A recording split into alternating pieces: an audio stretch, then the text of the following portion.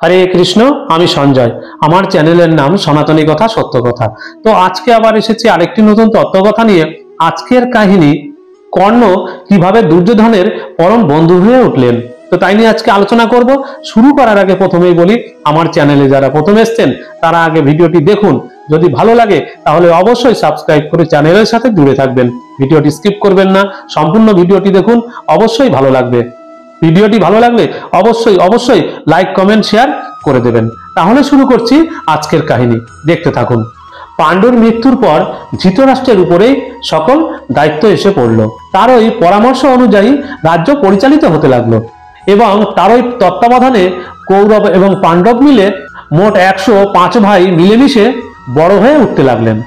ধৃতরাষ্ট্র তাদের বাল্যকাল থেকেই নানা বিদ্যায় পারদর্শী করার জন্য সকল রকম ব্যবস্থা অবলম্বন করেছিলেন। তাদের অস্ত্র শিক্ষার ভার গ্রহণ করেছিলেন কৃপাচার্য নামে এক বিচক্ষণ অস্ত্রবিদ।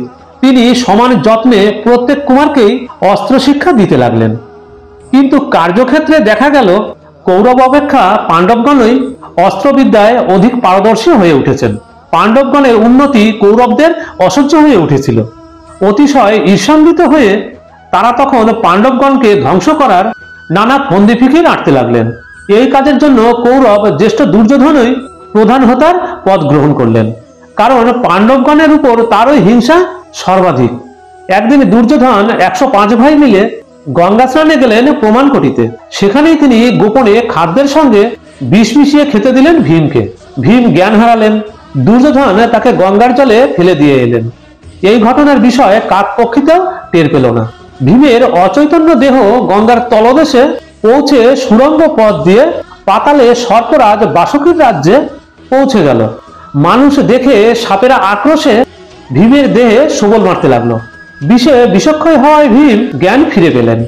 ওই বাসুকী সর্প হলেন ভীমের মাতামহের বিশেষ আত্মীয়। তিনি ভীমের পরিচয় পেয়ে তাকে পরম আদরে গ্রহণ করলেন এবং তাকে অমৃত পান করিয়ে অত্যন্ত তেজস্বী ও মহাবলশালী করে দিলেন।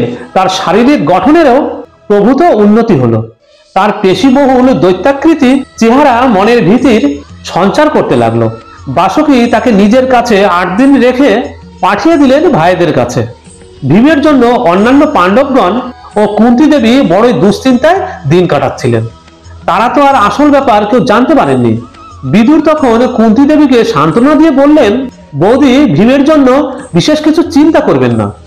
ব্যাসদেবের কাছে শুনেছি আপনার ছেলেদের দীর্ঘকাল আয়ু আছে, আর ব্যাসদেবের কথা মিথ্যা হতে পারে না। তারপরে ভীম ফিরে আসতে সকলে আশ্বস্ত হলেন। আদি অন্ত বৃত্তান্ত শুনে সকলে বুঝলেন যে এটা দুর্যোধনেরই কীর্তি। দুর্যোধন ভীমকে হত্যা করতে চেয়েছিলেন। এরপর থেকে পাণ্ডবগণ যথাসম্ভব কৌরবদের এড়িয়ে চলতে চেষ্টা করলেন। অবশ্য শিক্ষা দীক্ষা একসঙ্গেই চলতে লাগলো। কৃপাচার্যের পর কৌরব ও পাণ্ডবগণের অস্ত্রগুরু হন ভরদ্বাজ মুনির পুত্র দ্রোণ। এই দ্রোণের মতো তীরন্দাজ সে সময় সারা বিশ্বে দ্বিতীয় কেউ ছিলেন না। তিনিও বিশেষ যত্ন সহকারে সকলকে অস্ত্র শিক্ষা দিতে লাগলেন। কিন্তু এবারও দেখা গেল পাণ্ডবরাই সর্ববিষয়ে আগ্রহী হচ্ছেন কৌরবগণ অপেক্ষা। কিছুদিন পর দ্রোণাচার্য সর্বসমক্ষে শিষ্যদের অস্ত্র পরীক্ষার আয়োজন করলেন। তিনি এক বৃক্ষের উচ্চ ডালে একটি কাঠের পাখিকে স্থাপন করে 105 ভাইয়ের উদ্দেশ্যে বললেন, তীর দিয়ে ওই পাখিটার গলা তোমাদের কাটতে হবে। আমি তোমাদের এক একজনকে ডেকে পরীক্ষা নেব। প্রথমে তিনি যুধিষ্ঠিরকে ডেকে পাখিটার গলার দিকে লক্ষ্য স্থির করতে বললেন। যুধিষ্ঠির প্রস্তুত হলে দ্রোণ তাকে জিজ্ঞেস করলেন, এখন তুমি চোখের সামনে কি দেখছো? যুধিষ্ঠির বললেন, আমি গাছটা দেখছি, গাছের ওপরকার আকাশ দেখছি, আর দেখতে পাচ্ছি পাখিটাকে।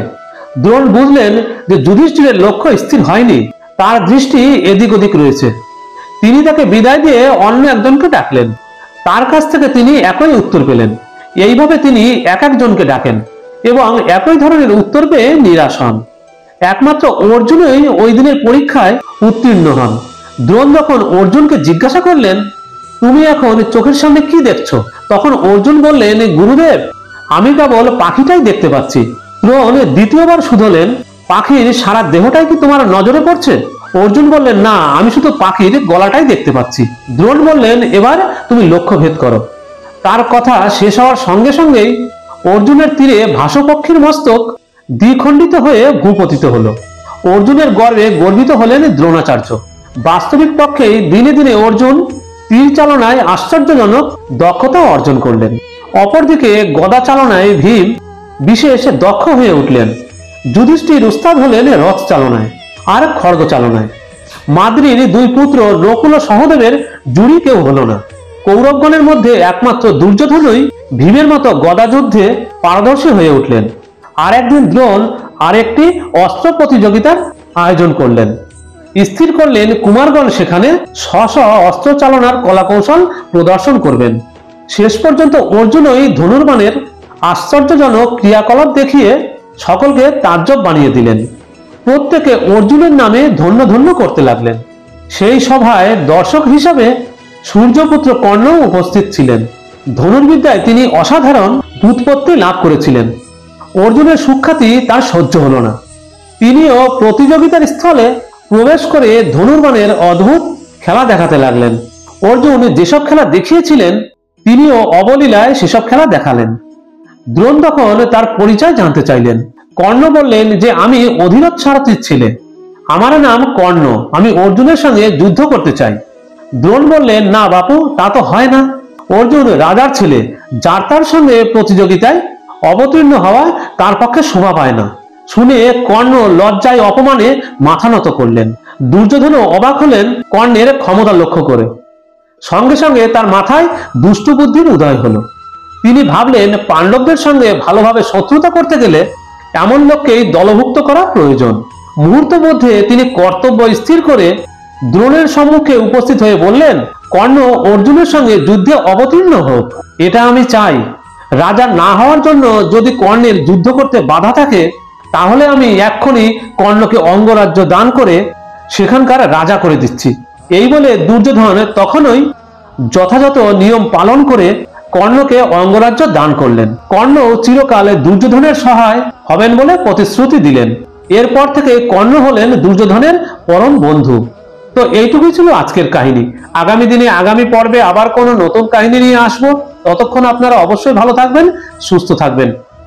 হরে কৃষ্ণ।